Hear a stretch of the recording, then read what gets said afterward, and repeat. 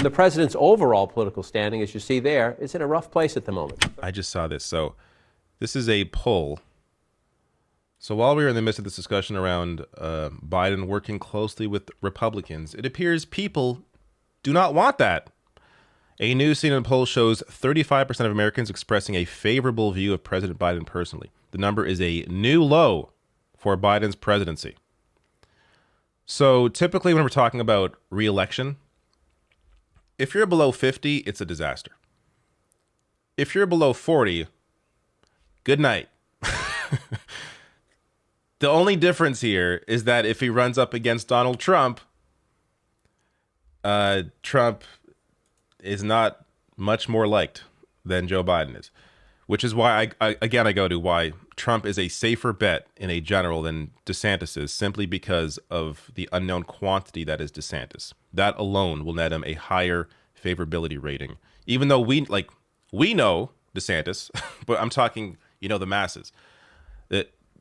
Just like Trump, we knew Trump before he won in 2016, but the masses thought, hey, let's get someone different in there, and it'll be something new.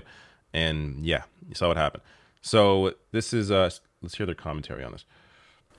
And the president's overall political standing, as you see there, is in a rough place at the moment. 35% of Americans now say they have a favorable opinion of the president. That's down from 40% earlier this year and down more than 20 points since the beginning of his term. And the president's overall political... What's the first screen there? Oh, this is the primary. Oh my God. Robert F. Kennedy Jr. at 20%, which also goes to, okay. I like Marianne Williamson as in terms of what she is talking about. She's essentially adopted the Bernie Sanders message. But let's be realistic here. People were thinking, when she was first polling and getting some numbers, and I think some of the early polls showed her at double digits, like 10% against Biden. It was like a good sign. Wow, Marianne Williamson doing pretty well. It's the anti-Biden vote. That's what people have to understand here. I bet you look, I have no way to know this for sure, but I would wager that a large percentage of the support here for Robert F. Kennedy Jr. have no idea that he is very anti-vax, have no idea that he has recently been buddying up with some right-wing donors. I bet that they have no clue. So these are... The reason why Kennedy is so much higher here than Williamson is because his last name is Kennedy. He is a Kennedy. I believe he's Bobby Kennedy's youngest son, I think. So that's why you're seeing 20% here. That's the only reason. He's a Kennedy and he's the anti-Biden vote.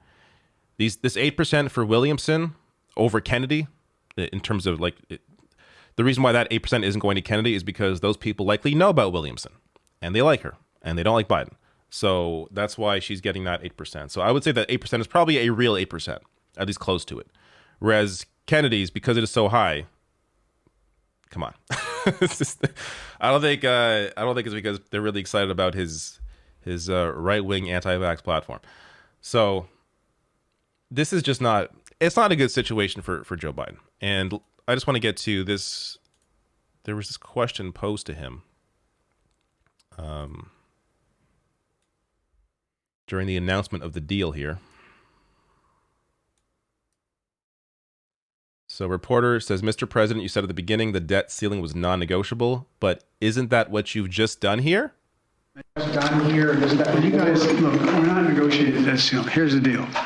They passed the debt ceiling, and they said they'd only do it on condition that it have all these cuts in it. I said, I'm not going to do that. You pass the debt ceiling, period. I'll negotiate with you on the cuts. What you say, what's going to happen, what the budget's going to look like. That's what we are negotiating in order to get to them deciding that they're going to go along with a new debt ceiling. What? What? Okay, so he's saying that the debt ceiling was non-negotiable in the sense that we were definitely going to pass something, regardless, that basically default was not in the cards. Was not going to happen. I was against that. But in order to get to that place, you have to as you did. I mean, you don't have to. You could use the 14th Amendment, and that's a whole different discussion here. But if you're going to go down this path of working with the right to ensure that you raise the debt ceiling, then you have to negotiate. Again, the only way that Biden would actually be keeping his word here is if he used the 14th Amendment and just got around this whole discussion because it's so goddamn stupid, and just raise the debt ceiling, because that's what you are supposed to be allowed to do, regardless of any agreement happening in Congress. Democrats urge Biden to use 14th Amendment powers to avert global economic catastrophe. Senators, including Elizabeth Warren and Bernie Sanders, argue in letter that Republicans are not negotiating in good faith. The letter has been circulated among lawmakers at a time when Biden has repeatedly signaled some support to compromise on work requirements, which he did. Democrats are increasingly concerned about what those negotiations could look like and are looking to the 14th Amendment, a U.S. Civil War-era addition to the Constitution, which states that the validity of public debt shall not be questioned. This could potentially allow Biden to override Congress on the grounds that their failure to raise the debt ceiling is unconstitutional. You can guarantee if Bernie Sanders was president, this is what he would be doing.